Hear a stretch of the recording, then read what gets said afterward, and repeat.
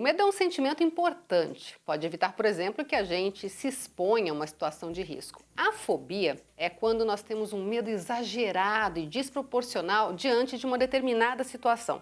Para bater um papo com a gente sobre esse assunto, nós convidamos o psicanalista Jonatas Liache. Tudo bem, Liache? Tudo bem, Elaine? Bom, tem um diferencial grande aí, né? Porque tem alguns medos também que paralisam e aí não é muito legal, né? O medo é uma reação, não é um sentimento, não é uma coisa assim. Você não pode dizer assim, eu quero ter medo agora. Você tem que ter um estímulo para isso acontecer. E normalmente um estímulo ameaçador. Como você bem disse agora, esse medo pode ser uma arma benéfica usada a meu favor, para que eu preserve a vida, por exemplo, mas também pode ser alguma coisa que me aprisione. Então, talvez para esclarecer melhor, fique interessante a gente colocar assim, o medo é uma reação a 3 circunstâncias. Primeiro, a extinção. Segundo, a insegurança. E terceiro, a instabilidade. E aí, a gente pode falar sobre isso aqui. Primeiro, como você falou, a extinção é o medo da extinção. Então, você preserva a vida por causa do medo. Então, você se afasta, por exemplo, de andar à beira de um abismo porque você tem medo de cair. A pessoa está andando, está no meio da floresta e surge um animal selvagem, um urso, um leão, e aí a primeira coisa que a pessoa faz é paralisar. Mas aí o medo é evocado. Por quê? Situações neurológicas acontecem, né? O coração dispara, bombeando mais sangue para os músculos, o próprio pulmão também dispara e mais oxigenação, porque você vai ter 2 opções ali, ou lutar pela vida ou correr. Então, é um preparo para a sobrevivência. Então, nesse aspecto, o medo é altamente positivo. A fobia é algo sem controle, a gente pode dizer? Então, aí a fobia entraria nesse terceiro item, que seria a instabilidade. Por que instabilidade? Na psicanálise, existem 3 estruturas clínicas. A neurose, a psicose e a perversão, que é popularmente chamada de psicopatia. A neurose, que é onde se encampa a fobia, ela tem 3 estruturas também. Então, eu e você podemos ser neuróticos fóbicos, neuróticos histéricos ou neuróticos obsessivos. Aqueles que desenvolvem transtornos de repetição e tudo mais. Então, vamos falar só sobre o fóbico, para entender. O fóbico é aquele que está instável com a realidade não bate bem. Então, ele fica tentando se organizar para se adequar a uma realidade. Sabe aquela pessoa que sai do carro e ela liga o alarme. Aí ela vai andando até o lugar onde ela está indo, que é o alvo dela. Aí ela chega na esquina e ela pensa, eu tranquei o carro, eu liguei o alarme. Aí ela vira lá de mesmo, aponta bem alto assim, faz assim e liga de desligar. Estava desligado, testei certo, ainda bem. Aí ela vai entrar no lugar, aí ela fala, será que eu voltei a ligar depois que eu testei? Que pira. Essa instabilidade, lógico que eu estou exagerando, mas a maioria de nós teve aquela sensação de ter deixado o ferro ligado. Porta destrancada. A gente volta, verifica que está trancada. Quer dizer, essa manifestação é um medo. É o medo de, será que, e agora? O que eu faço?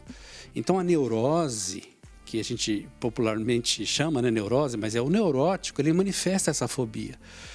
Aí esses medos são aprisionadores. Por quê? Claustrofobia. Medo de ficar em lugares fechados, trancados, ou pequenos, ou apertados. Tem gente que não sobe, não anda de elevador. Ela mora no 15º andar, 25º andar, vai de escada, porque ela não consegue entrar no elevador. Agorafobia, medo de ficar em lugares abertos. E até a maior de todas, né, fobias, que é a tanatofobia, medo de morrer. A maioria das pessoas tem esse medo. Então, veja que esse medo é um medo desproporcional, porque não tem um perigo evidente como o da extinção. É uma reação desproporcional. E essa reação a gente não consegue controlar somente com o lado racional, muitas vezes, né? Não consegue. Por exemplo, assim, eu estou no elevador, tem ar suficiente aqui para eu chegar até o meu apartamento. Então, assim, só com esse trabalho racional não se consegue chegar... Não consegue. A pessoa precisa identificar a origem, não do medo, mas do que ocasionou esse medo e essa instabilidade. Então, nesse processo analítico que nós fazemos, por exemplo, na clínica, a gente vai até determinados momentos específicos em que houve, a gente chama de eventos causais, eventos traumáticos ou popularmente trauma, em que em algum momento a pessoa se sentiu desprotegida, normalmente ali na infância, se sentiu desprotegida, se sentiu, enfim, aflitivamente vulnerável, e não sabendo reagir, instalou-se nela determinada situação de insegurança. Isso fica subjacente na vida dela até que algum gatilho, por exemplo, não passou na faculdade, deu aquela freada brusca ou bateu o carro, alguma coisa assim, dispara esse gatilho e aí ela começa a viver uma vida mais instável, de medo, de insegurança. E aí ela começa a ter medo de nada, praticamente nada, nada visível. Então a fobia, ela é realmente escravizante. E você tem toda a razão. Somente o racionalizar isso não resolve. Muitas pessoas fazem treinamento, fazem coaching, fazem muitas coisas para tentar vencer e superar isso. Mas há medos, por exemplo, Elaine, que só são superados com um tratamento analítico bem aprofundado ou até mesmo hipnose. Isso acontece muitas vezes porque a pessoa nem sabe porque ela teve um trauma, mas ela não se lembra, ela apagou da memória esse trauma. Isso está no inconsciente. No mundo inconsciente é um mundo totalmente desconexo, fragmentado. Então, há coisas que você recebeu na sua história, que você vivenciou com pessoas em alguns lugares, e você vai depositando isso no seu inconsciente. Mas algumas coisas que não foram muito bem resolvidas, elas depositadas ali, fragmentadas, elas ficam instáveis. Então, você precisa compreender esse seu mundo inconsciente para saber o mundo racional. Quando você traz essas coisas para o seu mundo consciente e racional, aí sim você racionaliza, aí sim você fala, eu não tenho mais medo disso. Eu tinha por causa disso, agora não tenho mais. Então, eu posso até suar frio dentro do elevador, mas eu entro. E aí eu vou começando a vencer esses processos. E o enfrentamento sem esse reconhecimento pode ser péssimo. Não daria efeitos colaterais, mas ele pode ser superficial. Por exemplo, uma pessoa que tem que fazer uma reunião de emergência lá no Rio de Janeiro. Então, tem que pegar um avião aqui em Maringá e ela não consegue andar de avião. Tem medo, aquele medo abusivo de avião. Então, através de um processo hipnótico, é possível, dependendo da pessoa também, que ela consiga entrar meio que amortecida naquele medo. A hipnose faz um amortecimento naquele medo, põe uma casca dura ali e ela consegue. Mas ela não vai conseguir, através de hipnose, vencer toda vez que ela entra no avião. É uma coisa que ela precisa vencer na sua raiz, na sua causa. Eu digo assim, num enfrentamento sem esse trabalho, por exemplo, não, sei lá, essa pessoa tem a esposa e fala assim, não, eu vou com você, vamos. Ela pode, dentro do avião, ela pode até ter um ataque de pânico, alguma coisa assim, pode ser pior. Sim, não é a circunstância, ela pode está voando num avião mais seguro, com as pessoas mais confiáveis do lado, ela simplesmente vai expandir o medo dela para essas pessoas. Eu vou morrer e as pessoas que eu amo também vão morrer juntas. Pode piorar a situação. Pode piorar a situação. E em muitos casos, há muitos casos em aeroportos que o passageiro tem que ser tirado do avião porque senão não tem condições de prosseguir o voo. Então, o que a gente chama de fobia tem que ser resolvida e não, de repente, colocada à prova ou forçar alguma coisa. Vamos colocar a ansiedade nessa receita que a gente compreende bem.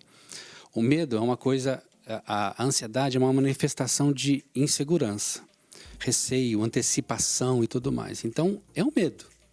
Eu tenho medo do futuro, eu fico ansioso em relação ao futuro. Eu tenho medo porque agora eu vou pular de paraquedas. Eu sei que está tudo certo, mas é uma coisa visível. Então, eu estou confrontando coisas invisíveis com coisas visíveis. Então, a ansiedade nos ajuda a entender. O medo, a ansiedade é um medo de alguma coisa visível ou invisível. O medo é uma reação de uma coisa visível, palpável, que eu estou percebendo, eu estou vendo. Então, eu fico com medo.